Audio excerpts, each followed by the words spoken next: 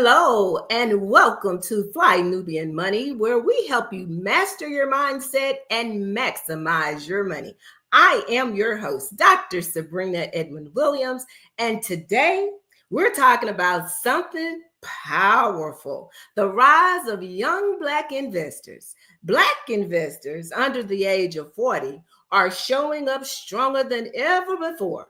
In fact, they're investing at rates 60% higher than any other group in their age range. But while that's worth celebrating, it also comes with some real concerns: more risk taking, less access to financial advisors, and a big trust gap when it comes to money systems. So today we're asking, is growth truly building wealth? Or are we winging it without the tools we need? Let's dig into it. I am happy to have joining me on the panel today three beautiful queens. Dr. Alicia is in the house. Hello, Dr. Alicia. Our financial guru, Asia, is in the house. And Miss Black Hollywood herself is in the house. Great, great, great. Welcome to our queens. Welcome to our queens. So we're talking about investing today. Young folks are investing, and I for one, am happy to see this. So tell me your thoughts on this. We know that we have more young people investing. A lot of them are investing in the stock market right now. So how did you get your first exposure to investing? I know we have investors on the panel today. How did you get your first exposure to investing? Dr. Alicia, we'll start with you. I think my first exposure is my family members who invest. I have family members who have 401ks. They talk to me about that. We talked about family planning and estate planning. My mom had investments, but she also has a pension because she's a school teacher and a therapist. And so it was just something that we've always talked about. Even my grandfather invested in. Back in the day, he bought CDs and stuff back in the day, and he would give all of us CDs for later use. So it was just part of what my family talked about. Wonderful, wonderful. So, Miss Black Hollywood, I think you may be the youngest person on the panel. I'm not trying to step on anybody's toes, but she's the baby of the baby panel. on the panel. So, how'd you get your first exposure to investing? I come from a family of entrepreneurs. Everybody has a business. So I watched my family members like work hard and build things, restaurants and catering businesses. My grandmother, when I was younger, had she used to sell things like sell icy cups and stuff like that at the house. So I was always watching that. Now, on the flip side of that, I watched the grind, but I didn't see or hear anybody talk about investing. It just wasn't something that people talked about. I saw them get money, but I didn't see them keep money. It was like my family was, and still to this day, like kind of flashy, kind of like, you're going to pull up, everybody has a nice car, you see all of the result of it. But I really didn't see people saying like, I'm saving all of this money and I'm going to put it here and use it for something different. As a matter of fact, when it comes to the stock market, my family told me it was a scam. Well, my mom told me it was a scam. She was like, yeah, I mean, it's a gamble and no, don't do that. Oh, wow. Okay. And Miss Asia, our financial guru on the platform today, please tell us how you were first exposed to investing. Now, mine is a multifaceted exposure. My father was in the military, so he had a pension, and also my mom had a restaurant. So we always had that in our family, where there's the military pension and then the mom that has a business. So I saw that already, and they saved, and we never lacked. We were not ultra wealthy, but we didn't lack because there was always a plan of who is doing what and how much was put aside for anything specific, right? So we had that. But then on the flip side, being now in America, my exposure was with the 401k. One of my supervisors many, many, many years ago, she saw that, Aisha, you know what? you don't have your 401k set up. Not. And I said, what is a 401k? Because Mhm. I'm American, I don't understand what a 401k was. She said, well, when you put your money in, every time you earn money, a portion is put aside and the company matches for you. Then the money grows, and then that it just put that aside for you. You don't have to, you don't see the money, but it just take it away. I said, oh, okay. First, I said, well, I'm not sure. Then I kept following up and said, Aisha, you have to, this is important, do this. And I said, fine, I'll do it. And I said, what do I need to do? Well, just sign over here. They match you 3%. Then I said, okay, well, I'll do 3%. Right. And Mhm. I was doing that without thinking. And when I left that place, of course, they called me and said, well, yeah, now you have to move your money. And I said, oh, I have that much money. So that was how I was exposed to that. And of course, now the Black Business School, I cannot stress enough what the Black Business School is doing when in the space of really understanding investing. So that is how my investment journey or understanding that came to be. Wonderful, wonderful. We each have had different journeys, and I think my exposure to investing really came through real estate first rather than the stock market. And it was done in a very subtle way. In fact, I didn't even know what was happening. I had a relative who actually gifted a property to me, which became my second rental property that I had in my portfolio. And from there, it just kind of took off. And I saw, hey, I can do this with real estate and I can get money. Okay, so this is what I can do with one. This is what I can do with two. And I was very motivated to try to build my real estate portfolio.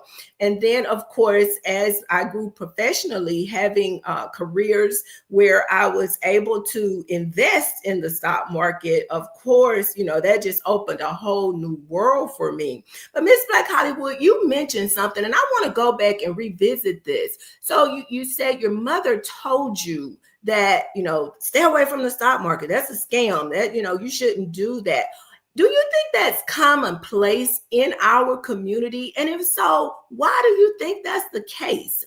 Or let me put another caveat in there. Is that just the mindset of a certain generation?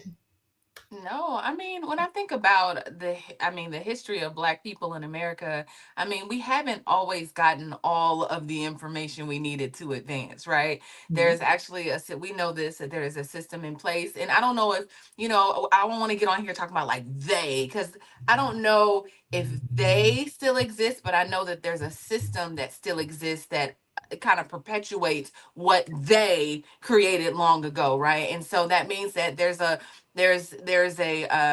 something in place that doesn't allow us, that for whatever reason has sold us a narrative about what our community is, what we represent, what we don't do, what white people do and what Black people don't do, and what's white and what's Black. You can talk white, you can if you invest, that means you being like the white people.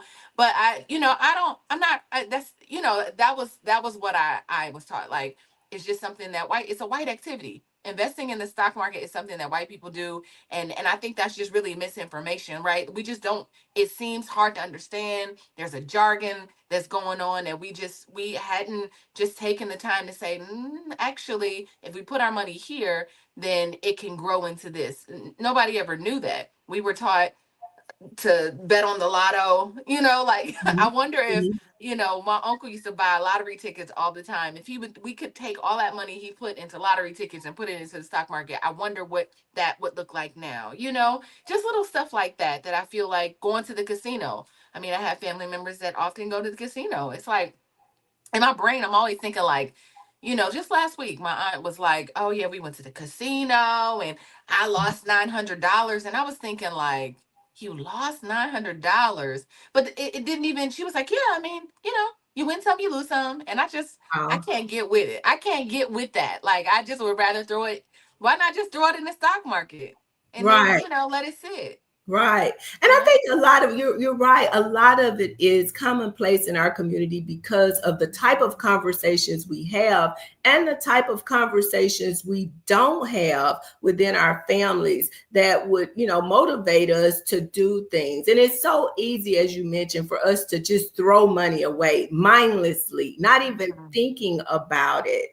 and then try to justify somehow why we shouldn't be investing in the stock market, which is crazy to me. So we know that we have seen an upsurge in the number of Black Americans that are actively participating in the stock market right now. As we said, primarily the younger generation, I would say the Gen Zs, if you will. I don't know. I think a lot of things are playing into this that's really driving it, but I'm curious as to what you ladies think about this. What's driving these younger people to really start engaging in the stock market? Dr. Alicia, I don't know. What are your thoughts on why these young people are now all of a sudden saying, hold up, wait a minute, this is not this scary thing? What are your thoughts? Okay. Yeah. I mean, this is a great thing. This tells us that there's been some healing going on. But before I answer that, I want to agree with Miss Black Hollywood, Tiara. I mean, it is appropriate that Black people would have a healthy cultural paranoia with these systems. I teach this in my class because I also have students read The Immortal Life of Henrietta Lacks and other tales like that. Very real things have happened to Black people with all systems, financial systems, the healthcare system, the education system. It's not just an irrational distrust of all of these systems. It is really just being aware, because historically this has been happening. Ongoing injustices and inequities, all of these things are very valid, and it's almost healthy for Black people to be really skeptical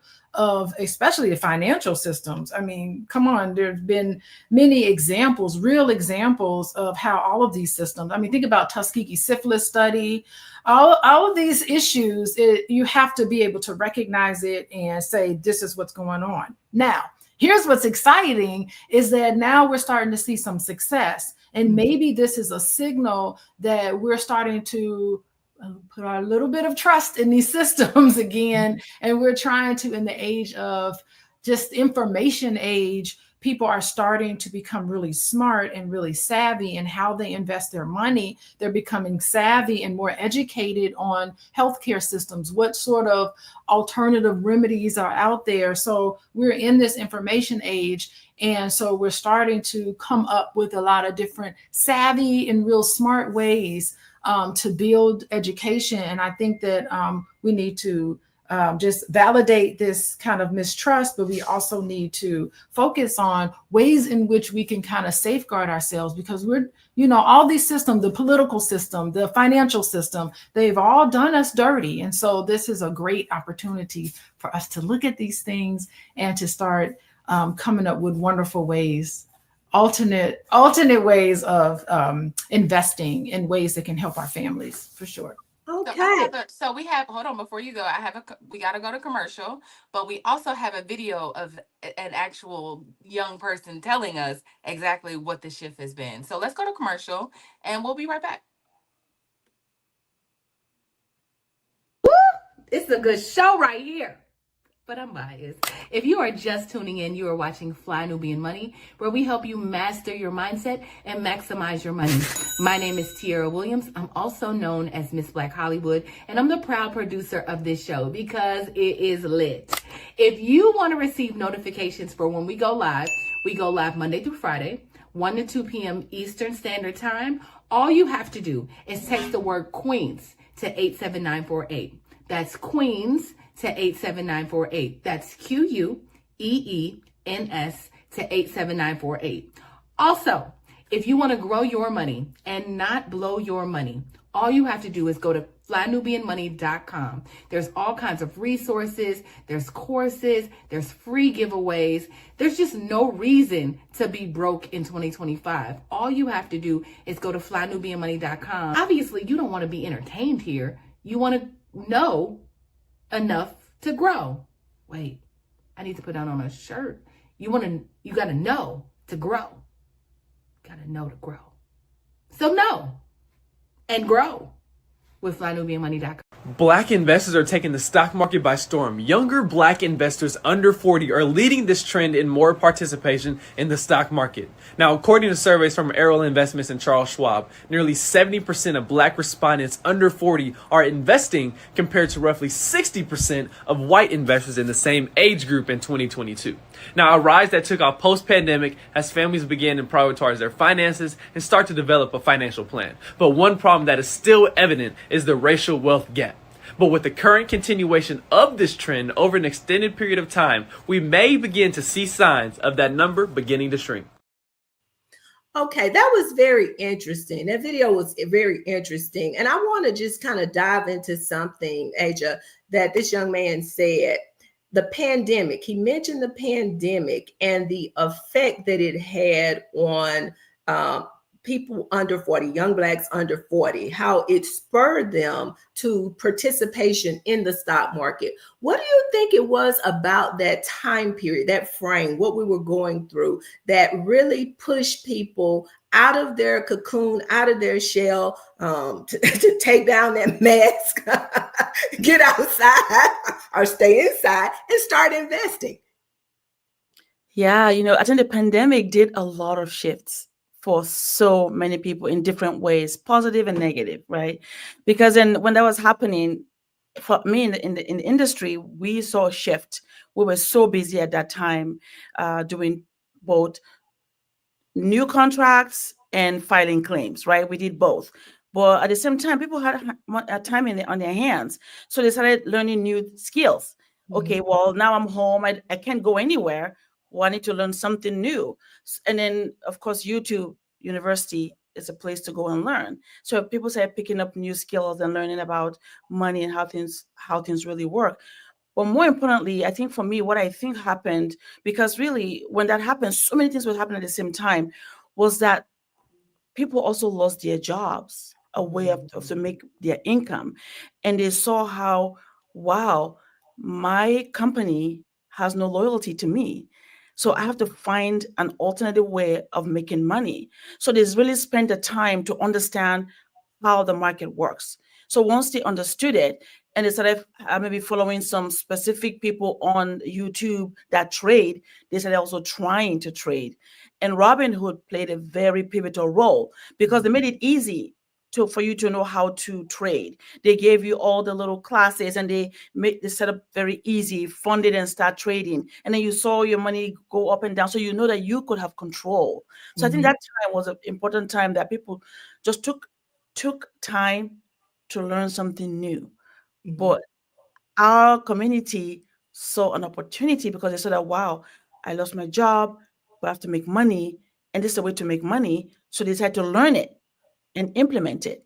So now the results now are showing because learn one, teach one. So they started teaching each other.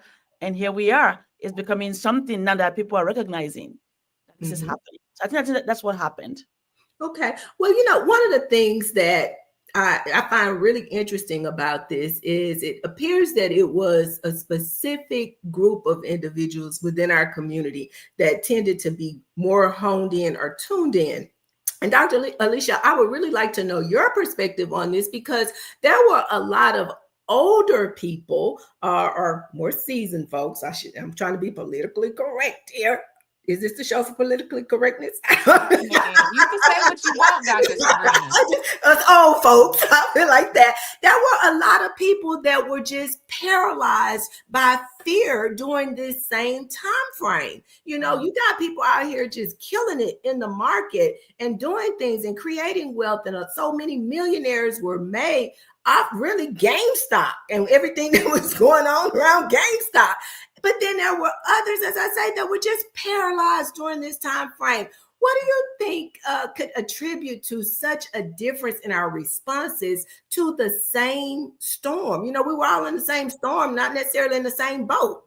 Yeah, I was talking to my husband about this a while ago, and it's a sign of the times. This younger generation is really seeing and discovering this growing awareness of this racial wealth gap and their desire to want to close it. And social media is amplifying some of these conversations. And so I see them just not having, they don't have that history, that real felt experience. So they're diving in. And when we were reflecting on that together, I remember talking to him about therapy. Like, as a therapist, a lot of my clientele are younger people who are like, no, I don't want to have the marriage that my parents and grandparents had. Oh God, no, I want something better for myself. I want to make sure that we get our marriage right and it is healthy. I cannot tell you how many couples, young couples that I have that come to me and say, before we even get married, let's try to sort some of these things out so that, you know, we have a better time at it. So it's a swelling of this, kind of making it more normal to take control of your mental health and not just pray about it. Let's just pray for a nice therapist to come along and help this out. So I'm seeing, I'm seeing a swelling of just being a little more understanding about mental health, about getting your financial health together, all of this kind of pieces together. So yeah, it makes sense that this trend is happening from where I'm sitting. Okay, and I see in our comments, Karen says they didn't find Dr. Boyce. That may have been what happened to him during the pandemic. But I think you mentioned that earlier, Ms. Black Hollywood, that you found Dr. Boyce during this time frame. So what were you seeking something, or what were you doing? Were you looking to improve your situation, or were you just kind of passing time? What was your mindset? Oh no, I found Dr. Boyce 15 years ago, right? Right. No. I found him a long time ago, but but the conversation has always been the same. I think I was just like a young, hungry filmmaker, like wanting to fight against like all the narratives of Black people, and I found this really passionate man on the internet talking about the same thing. Like, he had wrote this article about something that Deborah Lee had said about Black people not wanting positive content, and he was like, that's, he just went in. He went Dr. Boyce, right? Mhm. And I was like, yeah, right, at the same time. And so I think I just reached out to him. I was like, man, I love what you said on this article. Can I use this as a reference? And he was like, yeah, well, what you doing? Right. And that's how the conversation started. That was like 15 years ago. And we've been working together on things ever since. But the conversation has been the same with him, like watching him kind of grow in this space and be consistent about like the stock market and finance before the Earn Your Leisures, before the Aristotles, before the youth. I think Dr. Boyce was there being this firm, really creating and carving a lane in this space. If I can just give him, I think, the goat of kind of this space, right? And now we have all of these young men who have followed suit and found a path, and now they're on the internet, and there's different messengers on the internet saying, kind of singing the same song, and people are getting it. Like, so it's like similar to going to a different church, right? Maybe somebody won't come to the church of Dr. Boyce, they'll go to the church of Wall Street Trapper, right? So it either way, it's working. And I love that. I love that that's happening, and I'm so grateful that Boyce was able to pave the way, and I'm gonna always give him that, that reverence. Like, I think we should Absolutely. all. Okay, Yeah. okay. Well, earlier today, I was watching a video of a young man that was talking about having taken $80,000 that he had. That was everything that he had.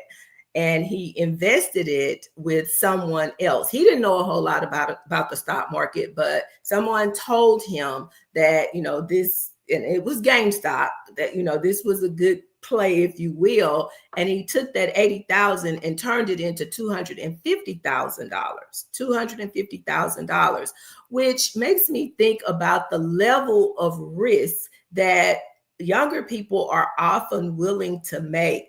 Dr. Alicia, now I'm a little bit older and I don't know if I'm quite that risky. I might take part of what I have, but I don't know if I'll just take everything and put it out there. So what are your thoughts? Why do you think our younger people are, they just, hey, let me put it out there. If I win, I win. If I, win, I'm going to win big. If I lose, I just lose. But why do you think they have that mindset and they're okay with taking such a big risk? Young people taking these risks. The impulsivity of some of the young people, just like, they're like, maybe they feel like it's a necessity. I'm just going to be all in. I have this hope for a better future. And, maybe psychologically, you know how people want to catch up on lost opportunities, Yeah. and they try to, say, I'm going to be financially unlimited and I'm just going to do these things. And they have beliefs about making bold moves will help them achieve significant change. And sometimes it works, but a lot of times it doesn't. So that was a little too risky for my liking. So I'm a little more risk adverse. I'm kind of like a saver. And that's the thing, like, you do need to get into your personality around money. Sometimes sometimes you feel a little bit, for various reasons. Sometimes you're more of an investor. Sometimes you're more of a saver. Sometimes you're more of a spender. It all depends. You need to explore like how comfortable you are with that level of risk. And some people are very comfortable with it. Yeah. Our personality around money. I'm going to tell my husband that when he comes home today. What is your personality around money? Because today I'm feeling like a spender. It's our anniversary. I'm feeling like a spender. 30, how many years? 30 years. 30 years. Oh my God. Where has the time gone? Where has the time gone? Now, Asia, I want to come to you because I had an experience this past Sunday. I attended a community credit workshop that was hosted by one of the local banks here. And this was a session where they were offering to, for the people who attended, the participants got a little certificate and they were able to go into the branch and open up a checking and a savings account. They also were able to pre-qualify them, of course, based on credit scores and some other things, for a small loan that they could use to help start building credit. So, I think they range from somewhere like $500 up to $1,000, depending on the credit score. Well, although I understand the premise and I understand banks and what they do and how they operate, but my concern comes from this idea of putting money in people's hands and then not necessarily educating them on what to do with the money once it's in their hands. And I just kind of want to know your thoughts, because we see all these young people making this money, and the question becomes, what are we doing with the money? So what are your thoughts? Yeah, wow. And it's so true, right? You get this money, especially when you go to an event like that. And first of all, you went there to fix a problem, and then they give you money, and then you might even get into more problem because they gave you this money, right? You don't have the education yet on how to better take care of your money. And it's so important that we understand the fundamentals of money and the key concept that surrounds money. Because again, at the end of the day, it's not the amount of money that you make that counts. It's what you get to keep. Right. Because people think, oh, I make all this money, but then you turn around, there's no money. That's because you don't understand the fundamentals. But once you understand the fundamentals, then you can definitely continue down to build that money that you have, grow it, protect it, like the boys talked about, and then transfer it properly. So doing something like that, to me, like you say, end up really teaching them first to understand how money works properly before giving them this money. It's like digging another hole for them again. There's a hole here, dig another hole. And sometimes, I know this is predatory lending, somebody just said that, it may be happening. But also when you're there for something and you think, well, now this might help me fix a problem. But to fix that problem, though, do I understand how I got to that problem first? Because then that is the key, so that I can really solve the problem that I'm trying to solve, so I don't get back again into the rat race. Because people keep doing that. They make money, then they lose the money. And then they say, well, what happened? Again, because they don't understand the fundamentals. So I think that would be the person to do. Understand the fundamentals, teach them that first, then give them the tools to accomplish the goals. Right. So yeah. Right. Well, I am Let's enjoying let's go to another commercial and then go to our next video, because we ain't went to no videos today. All right, so let's go to commercial and we'll be right back. I know. You're busy, you got things to do, and you can't take us on the go with you every single day.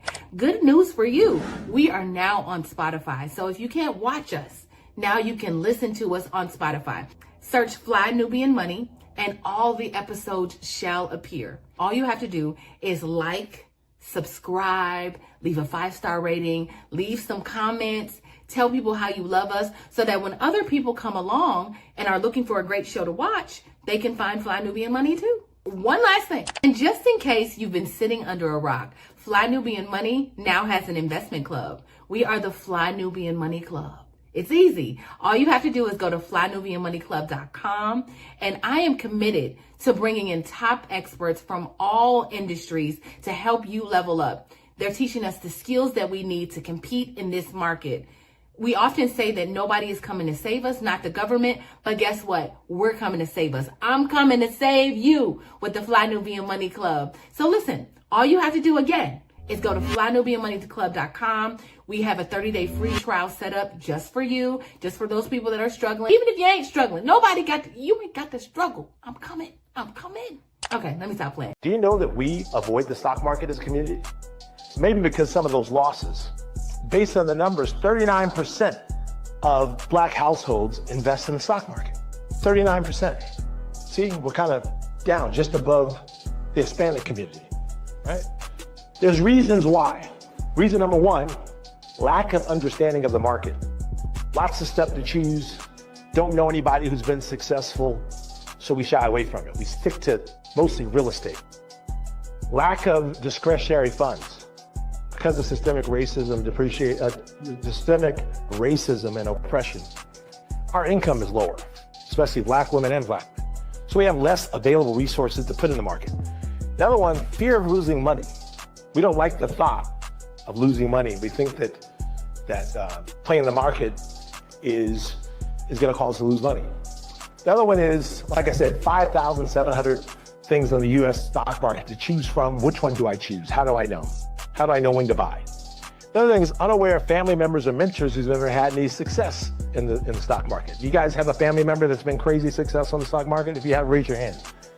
I see about 5 hands, 6 hands.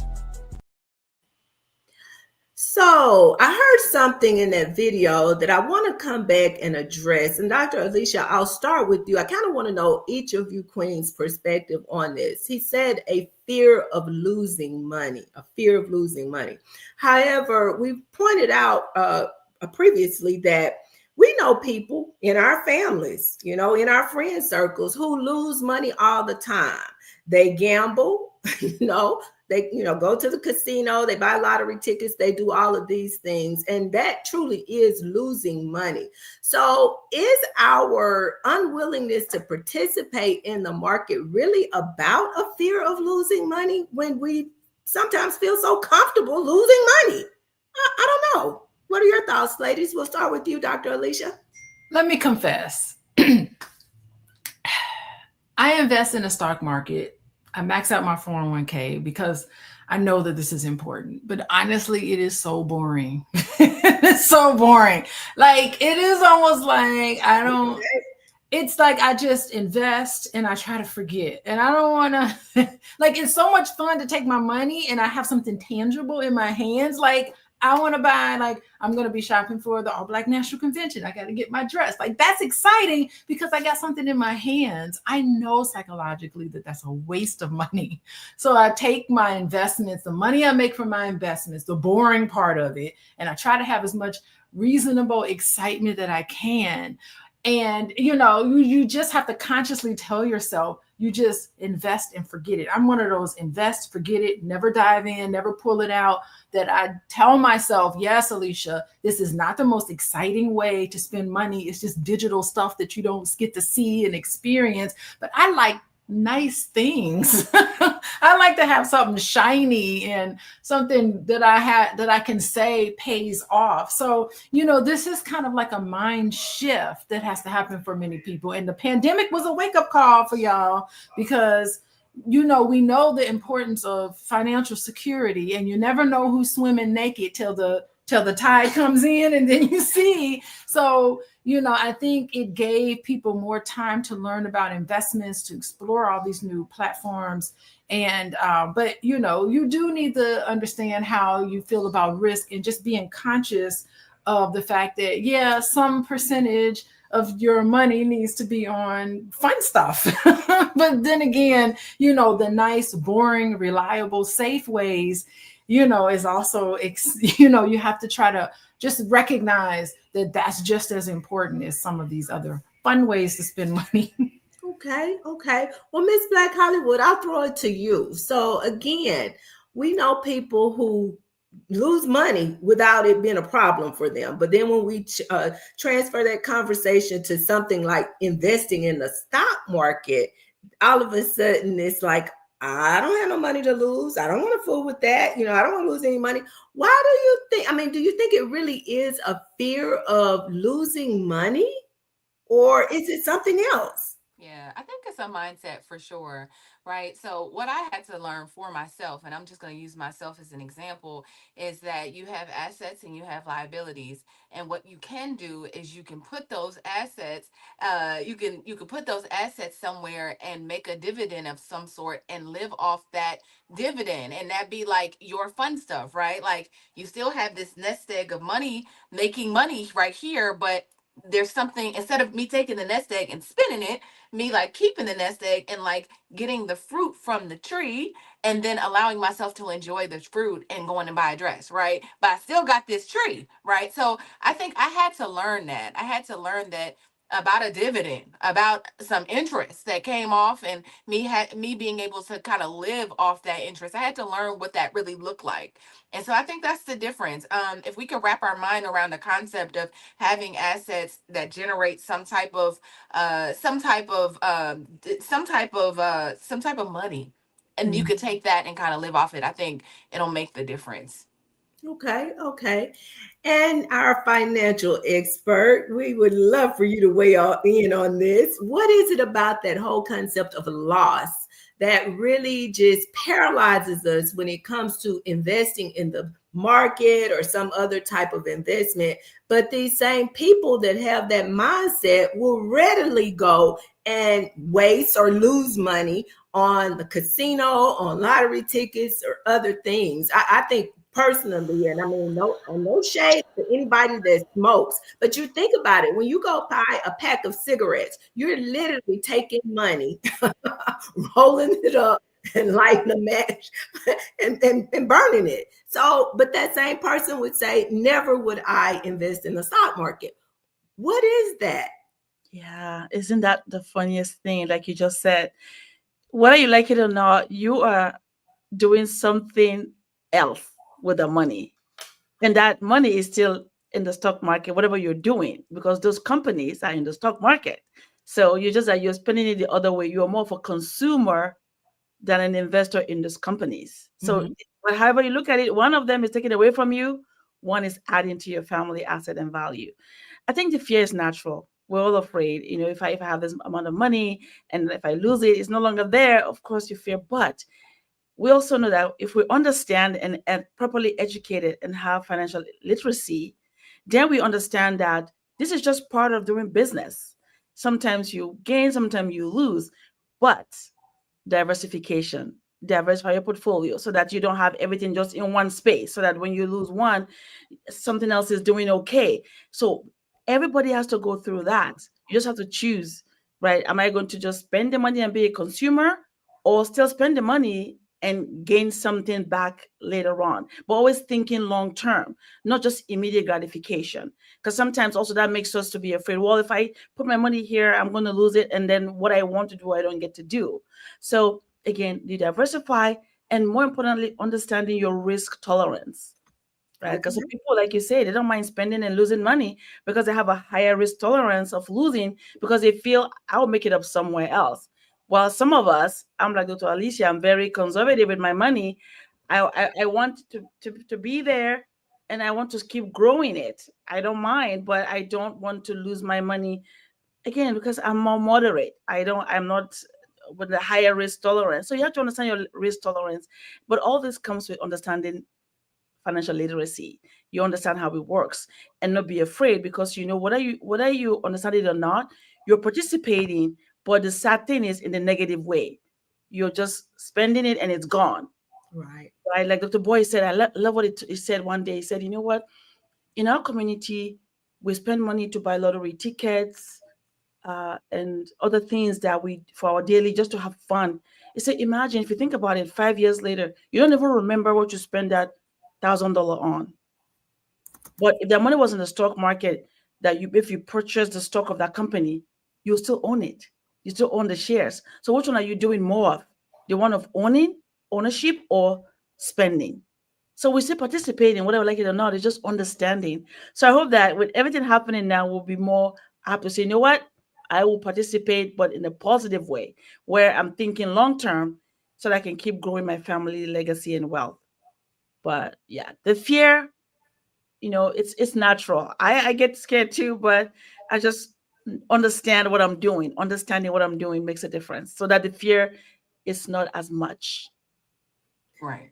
Right. Okay. Well, we are enjoying this conversation, but it is time for another commercial break. We will see you on the backside of this commercial.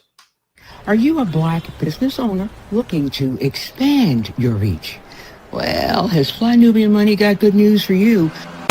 We are building a Black business directory to connect you with customers who need your services. And here is the best part. It is absolutely free. Email us at info@realvirtual.net. Send us your business name. Tell us a little bit about what you do, what services you offer, your website address, and your contact information. That's it. Together, we are going to build and circulate the Black dollar. Get listed today and start connecting with people who are probably already looking for you. Guys, my name is Dr. Boyce Watkins, and I'm going to give you 3 things you need to know before you start investing in the stock market. Number 1, you have to diversify. That means spread your money out. Never put all your eggs in one basket. Never get caught up in the one stock that your homeboy told you about that you think is going to make all the money for you. It doesn't work that way. You have to spread your money out. Number 2, be consistent. You can't just put a little bit of money in there one time and then forget about it. You have to have some sort of automated deposit, whatever amount you can afford, some small amount that goes in every single week that will allow your money to grow. This is how people become what David Bach refers to as automatic millionaires, things like that. Believe it or not, even investing $5 a day can make a person very wealthy if they give it enough time. Number 3, don't chase trends. Don't get caught up in thinking that because the stock is on fire, that it's going to keep going up. The market doesn't work that way. A lot of times you might have missed it. In fact, sometimes the bad companies are the ones that are struggling can actually make the most money. Companies like Meta were getting killed earlier this year, and now Meta is one of the best investments around. So information doesn't really come into the market in a way that's all that predictable, and so you really want to just be positioned in multiple spaces so that when the big ships come in, you'll be able to make that money. Well, anyway, guys, my name is Dr. Boyce Watkins, and my PhD is in finance. If you'd like to learn more about investing in wealth, just text. Okay, what did I just hear? I don't know if you heard what I heard, but Dr. Boyce gave us some nuggets. But one of the things he said that sticks out to me is you need to put your money in multiple investments. I read a book many years ago called Multiple Streams of Income.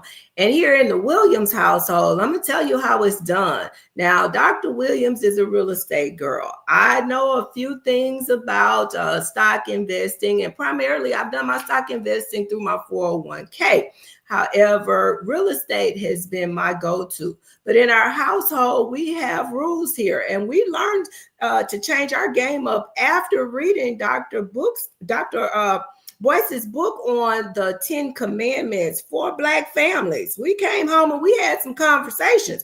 Everybody has to bring something to the table in the Williams household. So my husband focuses on stock investing. My son focuses on crypto investing. And Lord, we still praying over that baby. We still praying on him. He's going to bring his to the table soon. But with that being said, Asia, I want to go to you with this. since you are our financial guru here, let's talk about the importance of developing multiple investment vehicles. So I just kind of want to know your thoughts on, I know a lot of the younger people are investing in the stock market.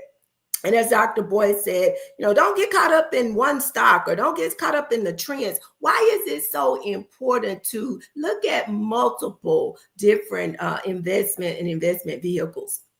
Absolutely. Diversification, diversify. There's no such thing as one size. That's it. There's no such thing. And the reason is because everything has ebbs and flows, right? It might go up, it might go down. So the goal is, okay, if I have real estate, perfect. Do I have money in the stock market? Great. Do I also have a way of making extra money, maybe passively somewhere or collaboratively with somebody else? So I'm bringing income again that way. And then at the end of the day, am I protecting what I'm building? Am I making sure that I put some aside for rainy days? Am I making sure that all this facets of my journey financially are being taken care of? So diversification cannot be understated. It is so important that like he said, don't get caught up in one trend and be so gung-ho about it. You have to be comfortable saying, you know what, I'll put a percentage here. Like they always advise us, don't put more than, some people say 5-10% into one particular thing, because you never know what's going to happen. Again, your risk tolerance, right? Are you able to stand when there's a loss? But you have to diversify and understand that because the market is not predictable, nobody can predict what it's going to do. Right. I'm in LA. When the fire happened this year, none of us was expecting that to happen. But it happened. Right. And it doesn't matter how much money you have, it doesn't matter. So it's important to understand that you have to have your money in different places so that way, whenever something happens to you, you're able to weather the storm. Right. And then you're able to sail that boat through the storm and get to the other side. And it's not easy sometimes because you want to make the money now. This is hard. This is doing so well. But that's the danger as well. That's the danger of, so we have to be able to curb that and just make sure that we diversify and be wise and know that there are several ways for us to grow our money. They will say there's more than one way to skin a cat, right? So you put them in all those different buckets so that way when you need it, it's there for you. But with that being said, I want to address something that somebody said, which is very important. Dr. Boyce has always been very clear in his teaching. When I found him too many years ago as a teacher, I see him as a teacher in this space, and he's actually uh, been trained in this space as a professor. So he's teaching actually from a space that is different from just a regular everyday person. So when he talks about us, about jobs and making sure that you put money aside and let your money work for you, he has never said don't work. Never. Never. So if you must be mishearing what he's saying, you have to have a capital base. Where would that come from? You have to work to get a capital base. But he's telling us to understand how to be a producer. That when we save our capital base, from either we get a job, we save, but don't ever let your job be your only source of making money. You make that money, you save it, then you diversify and start investing in other places so that way you have a multiple way of making money come to your family to build that family estate you're trying to build. So we have to be very careful what we hear people say and when we say it back out, because he has never told anyone that a job is bad. He worked for many years as a professor, right? And he saved the money, but now he's teaching us how the money that we've saved, how we can now deploy it to do good for us and for the next generation. Just have to say that. All right, it's time for us to look at some stats today. What do we have up first?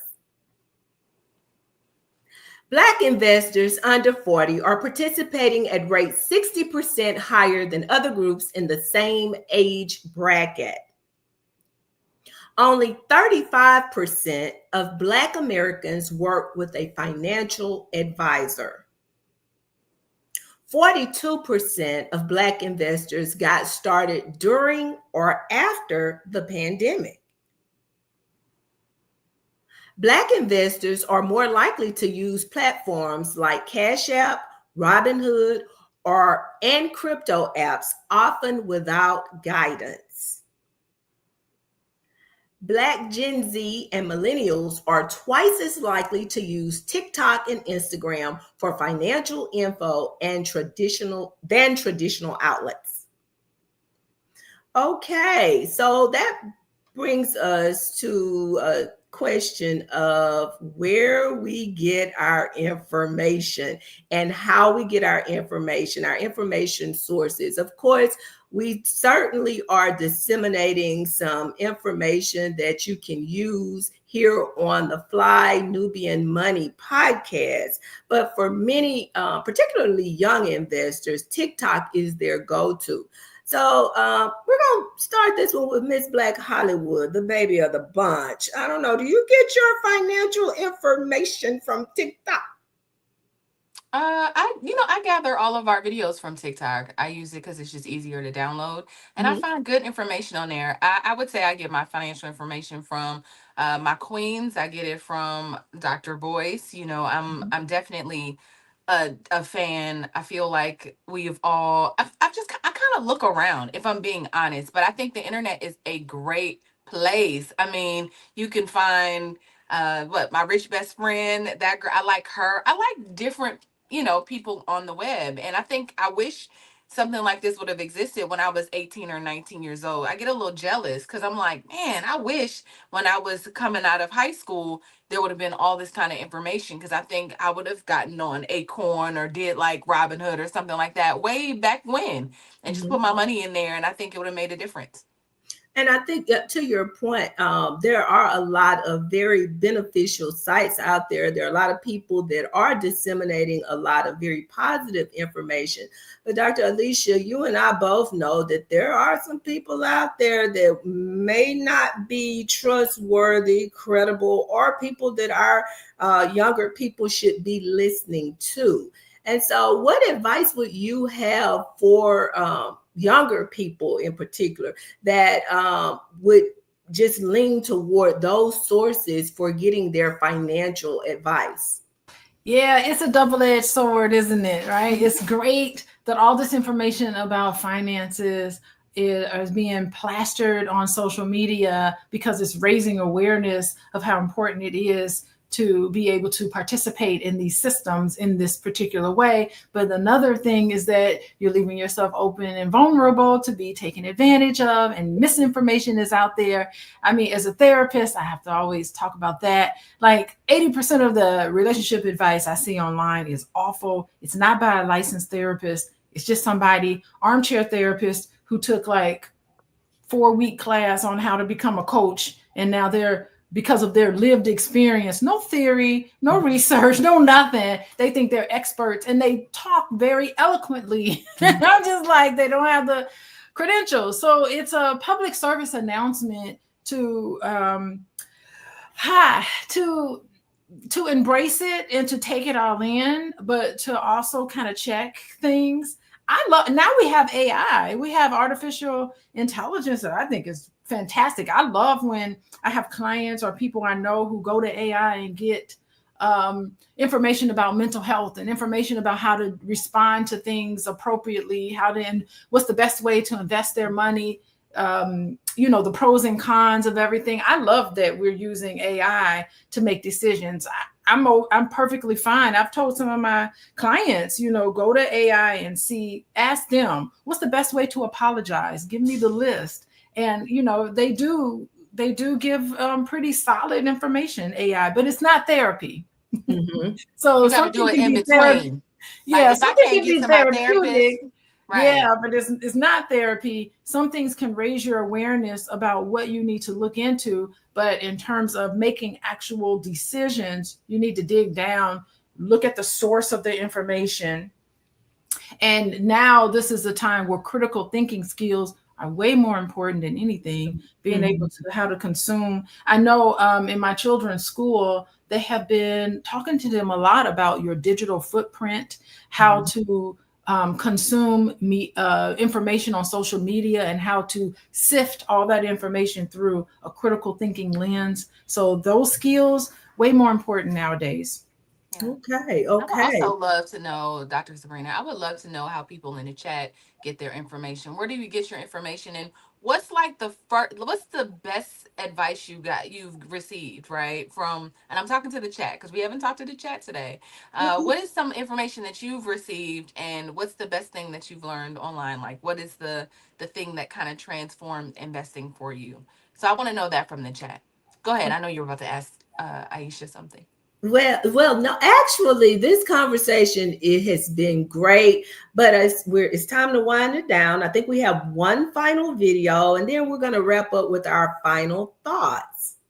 And can I just say this is Dr. Sabrina's first time hosting. Let's give her a round of applause. You did such a great job. Okay, we're gonna go. We're gonna go to. We're gonna go to it. Yeah. Hey, what's going on, everybody? It's your boy, Jude Bernard. Were you ever broke before? How'd you get yourself out? I've been broke 3 times. You know, I was born broke. I got myself out through real estate. I lost that gambling, and then I got myself back into real estate again.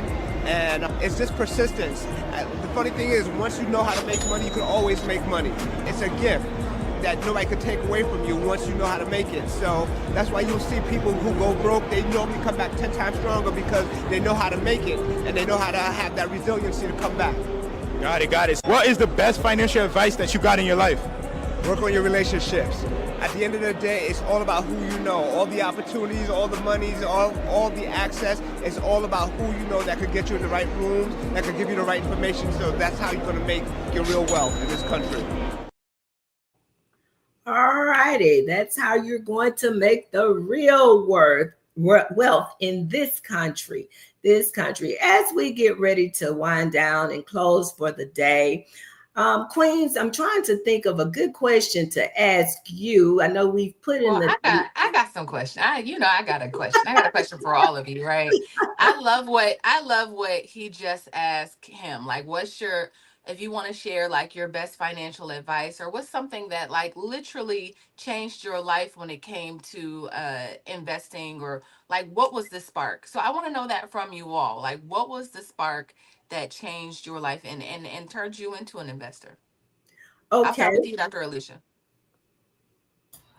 And this is a final thought. So tell us where we Yeah, this will be final thoughts. Yeah, I never really felt like my worth was tied to how I looked. I never felt that I needed to spend a whole lot of money looking a certain way in order to be important. I never felt like I needed to wear and spend money on name brand clothes, or drive the best car, live in the best house. Like I never equated worth with money. And because of that, I never felt like I needed to succumb to some of the pressure to overspend and to be risky in a way that I felt made me feel good. There's so many people who put their worth on external, how people see you, if people like you, if especially a lot of men, they don't feel worthy to be in a relationship unless they have so much money in their checking account. Your self-esteem has to be based on something internal and not based on these outside things. So it was fine for me to not spend money on an expensive vacation, but instead just make sure I paid myself first before I spent out there. So that is the thing about raising our children in households where you value them as a person and not you get love and attention and value no matter what your grades look like, no matter what you do, these behavioral things. Just as a person, you're valuable. And I think that's something that we need to teach our children. You can reach me at coachingwithdralicia.com for real connection, not superficial connections based on all of these superficial things. If you're looking for that and you want to cultivate that in your family and in your relationship and in yourself, contact me at Coaching with Dr. Alicia. Thank you so much for sharing that. Aisha, we're going to throw it to you now for your final thoughts. Yes. When it comes to building wealth and growing wealth, what I've learned is at the end of the day, again, I'll say it again, it doesn't matter how much money you make, it's what you get to keep. And so that can be different for everybody, but that's very important to understand. And also for me, knowing that my worth is not tied to how much money I have, but the relationships that I have and the people that are around me. Wow, that is so powerful. You have the right people around you, really. So that's important. And then also to also understand that you have to know your risk tolerance when it comes to money, and also understand that there's no one size fits all, and to educate yourself, learn, but more importantly, go to the right places to learn about money. Go to people that care about you and what you're trying to accomplish. And I can tell you this without any doubt in my mind that the Black Business School is a place for you to start looking. There are classes there, there are courses there for you to learn correctly how money works. Whether again you choose to go to TikTok or not, but you know that you have a place in the Black Business School because um, everything there is really for the benefit of our community to make sure we go to the next level. So I think that we should use that as a place for getting our information because it's vetted properly so that we can know that we're doing the right things for our family at the right time. Where can you find me? I'm at the Black Business School as a coach, and I have the privilege to be on that platform as a coach. And also you can reach me at aishaverzi.com. So www.aishaverzi.com. Okay, and Miss Hollywood, Miss Black I Hollywood. was about to ask you. All right. Well, I'll take it. See, I was about to ask you. I think my biggest, I've been looking around, it's so interesting because unlike Dr. Alicia, like growing up, I saw a lot of flash, right? Like I saw people being fresh and wearing minks and driving really nice cars and just doing things that probably were what I didn't know was wealth draining and was like you just throwing your money out the door. Now I understand that as an adult. So what I did in college is I tried to live up to that. I dressed really nice and I bought a lot of luxury stuff. I actually went to school for free. Like, right, I had a full ride to school to college.